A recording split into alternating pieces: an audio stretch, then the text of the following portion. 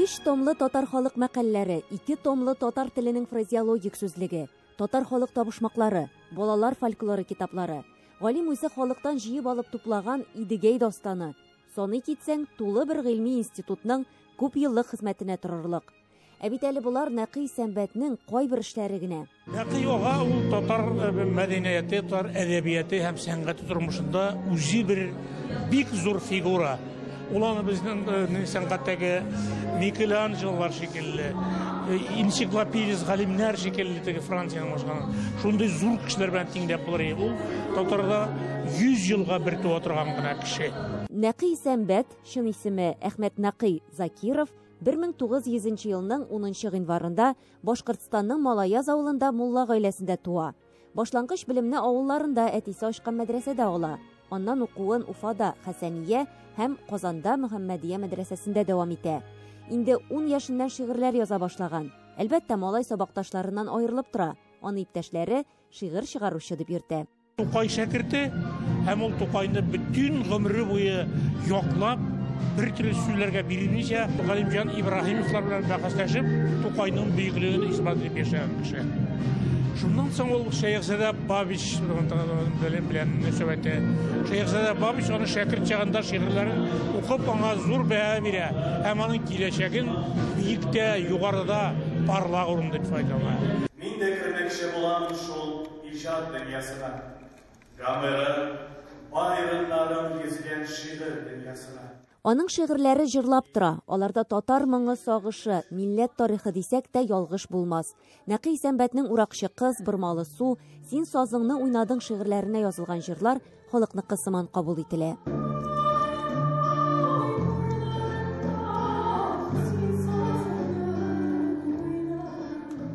Нәкый Сәмбәт 1917 елдан башлап 1939 елга кадәр Башкортстан һәм Татарстанның төрле мәктәпләрендә һәм техникумнарында да укыта.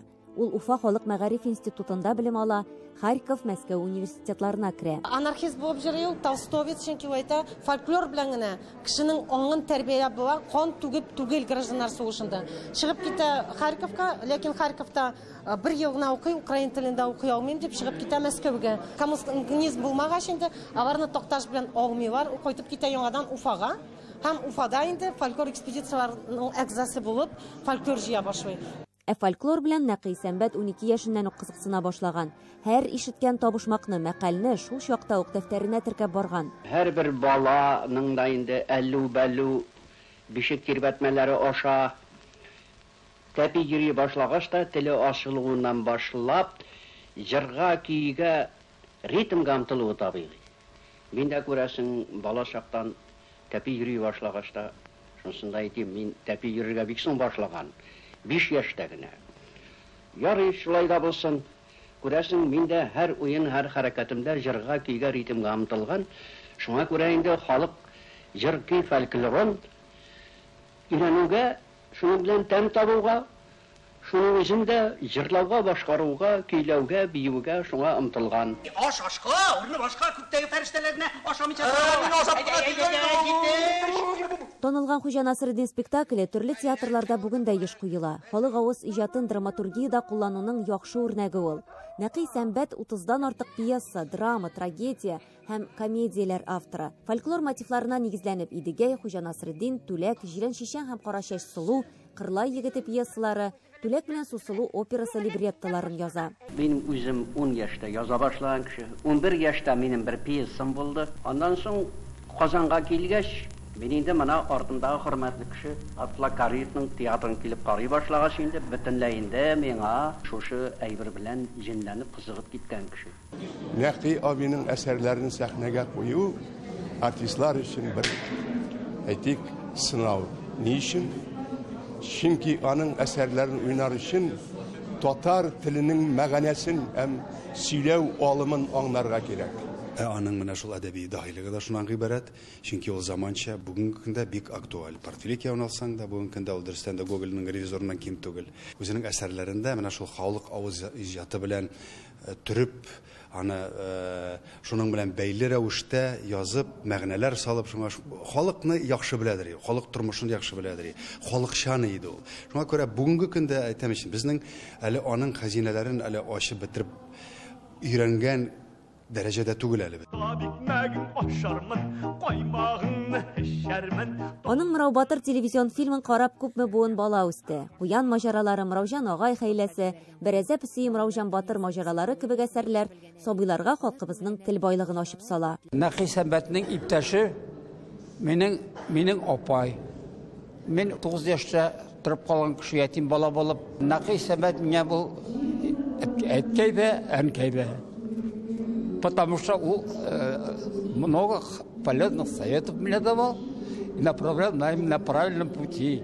Аның Прозат Исәнбәт, Орлат исемле улы булган. Аннан соң Йылдыз Нәхиевна, менә 3 бала. Прозат Исәнбәтне беләсез бит инде, ул театрда эшләгән режиссерыбыз. Нәкъ Исәнбәтнең копияләре бар. Тормышта да шундый булганнар. Үзләренең балаларын үзе шикелле итеп тәрбияләп үстергән. В молодости он йогой занимался. Он стоял на голове до 85 лет. И потом ему врачи, когда ему операцию на глаза сделали, у него была операция, ему запретили. Бәллүр ханым Нәкый Сәмбәтнең икенче хатыны Нәҗибәнең кызы. Он очень интеллигентный. Он очень любил молодежь. Всегда спрашивал меня, как вы, чем вы занимаетесь. Вот когда я приходила, работал он с утра и до вечера. Он интересовался всем. Нәкый Сәмбәт тәрҗемә хезмәтендә дә күп эшли. Пушкин, Грибоедов, Шекспир әсәрләрен татар укучысына ана телендә җиткерә. Менә язучылар арасында иң якын дуслары Әмирхан Яники иде аның.